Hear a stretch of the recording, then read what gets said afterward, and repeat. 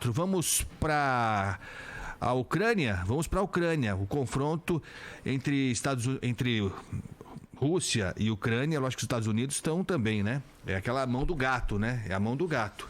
Porque a OTAN, que é comandada pelos Estados Unidos, como quase tudo, vem também interferindo demais. Aliás, as retaliações contra a Rússia têm crescido bastante. O Ian Boechat está com a gente nesse 18º dia de confronto.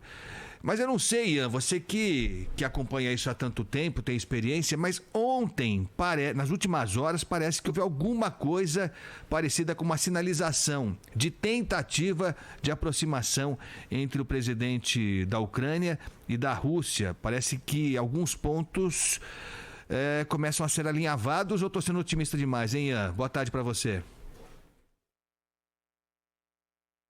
Cadê o Ian Boechat? O Ian Boechat está com a gente. O Ian ficou, acho que 5 dias fora da Ucrânia. Voltou, acho que há 1 a 2 dias. E, inclusive, falando ontem com o Datena aqui com a gente, disse que notou uma diferença significativa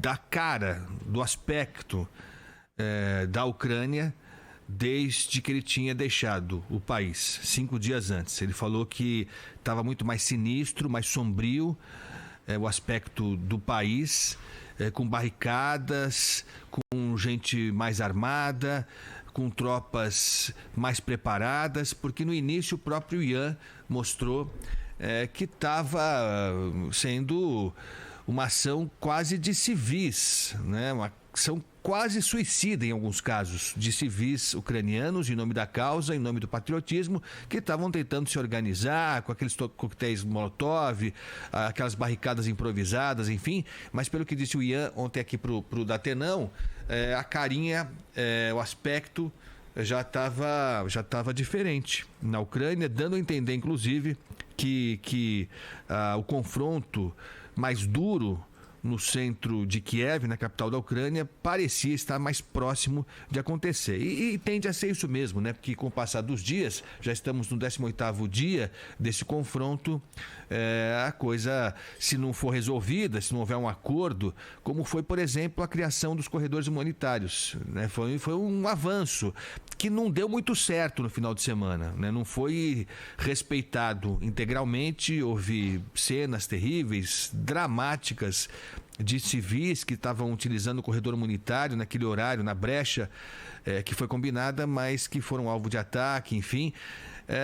E ontem o presidente da Ucrânia, Volodymyr Zelensky, parece que sinalizou, por exemplo, com uma exigência da Rússia de que a Ucrânia não entre na OTAN. E parece que o Zelensky sinalizou com essa possibilidade, né, Ian?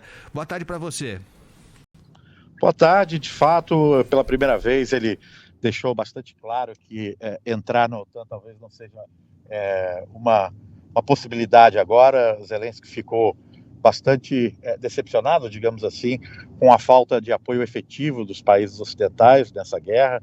Apesar de todos os países terem dito que não se envolveriam diretamente, imagino que a Ucrânia ou parte dos ucranianos acreditavam que teriam um apoio mais concreto, que não seja apenas o envio de armas e o apoio logístico, né? A OTAN deixou muito claro, os Estados Unidos também, que não vão se envolver diretamente nem com tropas, nem apoiando uma proposta de fechamento dos céus ucranianos, como Zelensky pedia, mesma coisa que foi feita na Líbia contra Gaddafi e mudou o rumo da guerra por lá, quando os aviões líbios não puderam mais atacar os rebeldes, a guerra mudou e tudo virou história, né? O regime caiu e os rebeldes acabaram tendo sucesso naquele momento. Zelensky queria que a mesma coisa acontecesse aqui, mas essa é uma opção que parece completamente descartada, tanto pelos países da Europa Ocidental, quanto pelos Estados Unidos e pela OTAN como um todo, né? Verdade. Agora sim, digamos, esse ponto superado, né? A Ucrânia confirmando que não pretende nem tentará entrar na OTAN. Se um outro ponto, como reconhecimento das províncias rebeldes, né, se isso for feito por parte da Ucrânia.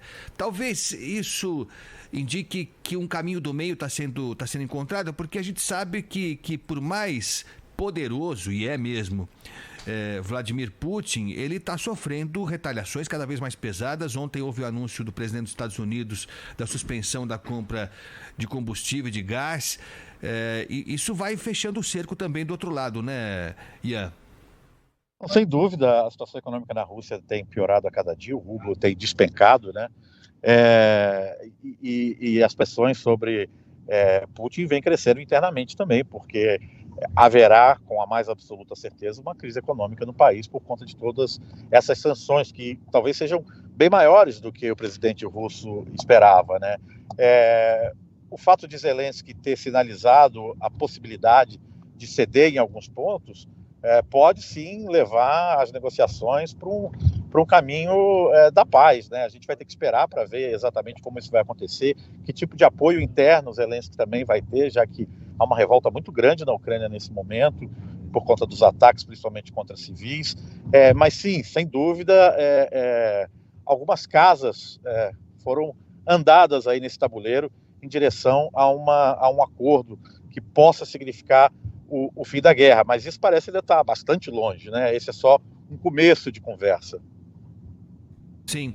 Ô Ian, vou querer que você fale já pra gente como é que está o cenário hoje, porque é o 18º dia, corredores humanitários parece que estão sendo um pouco mais respeitados do que aconteceu no final de semana. Mas antes, só para aproveitar essa nossa conversa mais macro, digamos assim, você já acompanhou vários conflitos internacionais, né? Militares, infelizmente. Você já tinha visto algo parecido como isso, essa ação conjunta dos países europeus com os Estados Unidos, uma retaliação desse tamanho e parece adequada, né? Ninguém aqui está defendendo o conflito militar, ainda mais vitimando civis, nada disso. Mas parece algo inédito nessa proporção, até porque outros conflitos equivalentes a esse já aconteceram e acontecem sem que haja essa reação desse tamanho, né, Ian?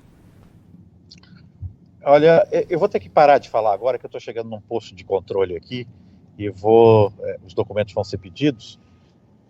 Se você...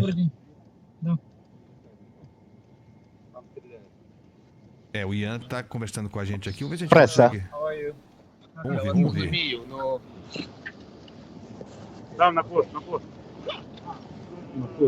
Na posto?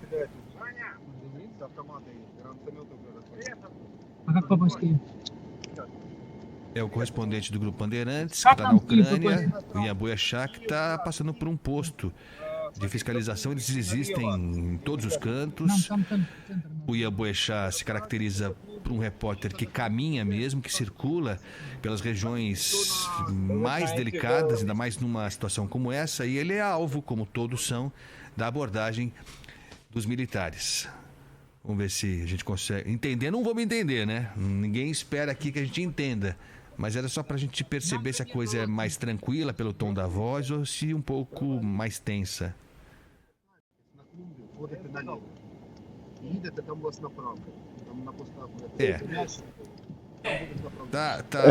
A gente tá aqui, eles estão pedindo pra gente mudar o caminho, porque, pelo que eu entendi, as tropas russas estão um pouco à frente, a gente vai ter que trocar o caminho, mas está tudo bem aqui. A gente vai ter que fazer um outro caminho agora para voltar para Kiev. Eu vim aqui para a região nordeste de Kiev, tentando chegar numa cidade que teve um ataque grande nesses últimos dias, que matou vários civis, mas está tudo bem. Se você quiser, a gente pode continuar conversando, Steve. Tá bom. Não, Ian, só pelo inusitado, porque a gente raras vezes tem a oportunidade de conviver, de sentir tão de perto esse clima, né? Vocês que são repórteres de guerra, talvez até tratem com uma dose de normalidade, e tem que ser assim mesmo, que nós, aqui do outro lado, não temos, né? Não temos como sentir dessa forma. Você, quando escolhe um caminho pela manhã, vou seguir para tal cidade por esse caminho, você vai na intuição, algum tipo de orientação, ou acontece como nós estamos vendo agora, de repente você ser abordado e ter que mudar o seu trajeto? Olha, a gente tenta buscar o máximo de informação para poder fazer um caminho seguro. A gente sabe que as tropas russas não estão longe daqui, algumas estradas estão dominadas pelas tropas russas. Então, a gente fez um caminho, pegando informação junto com os militares, um caminho por estradas bem pequenininhas, estradas vicinais. Conseguimos chegar perto de onde a gente queria, mas não conseguimos chegar no nosso objetivo. Foi um dia de estrada hoje, basicamente. Conseguimos falar com algumas pessoas, acompanhamos essa cidade se preparando para a batalha, mas não chegamos ao local desse bombardeio que matou mais de 40 pessoas, 40 civis nesses últimos dias. O que acontece é que ao longo dessa estrada inteira não tem só o exército ucraniano, tem também uma série de milícias que foram formadas nesses últimos dias, civis que pegaram em armas para proteger as suas pequenas cidades. E eles se coordenam junto com as Forças Armadas. O que aconteceu agora é que a estrada que a gente estava seguindo, que foi a mesma que a gente veio pela manhã, está registrando combates aqui perto, ao que parece. Os russos conseguiram controlar uma parte dessa estrada. E esses militares, junto com esses milicianos, digamos assim, estavam dizendo para a gente pegar um outro caminho, porque aqui estava perigoso demais para a gente. Então a gente está fazendo um retorno agora, e vamos passar agora por um outro posto de controle, agora sim.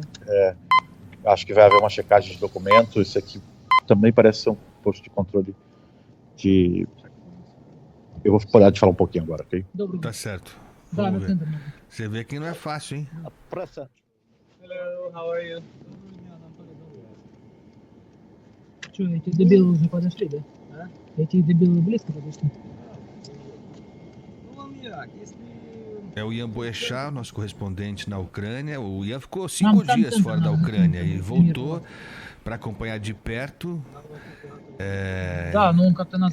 essa ação, esse avanço das tropas russas. E como o Ian falou, os caminhos são cortados por militares e paramilitares também, que vão orientando. Nesse caso, a orientação foi do bem, né? Foi do bem, para que ele não avançasse por aquele trajeto, para não se deparar, quem sabe, com tropas russas. Mas foi até que uma conversa volta, ele foi parado de novo por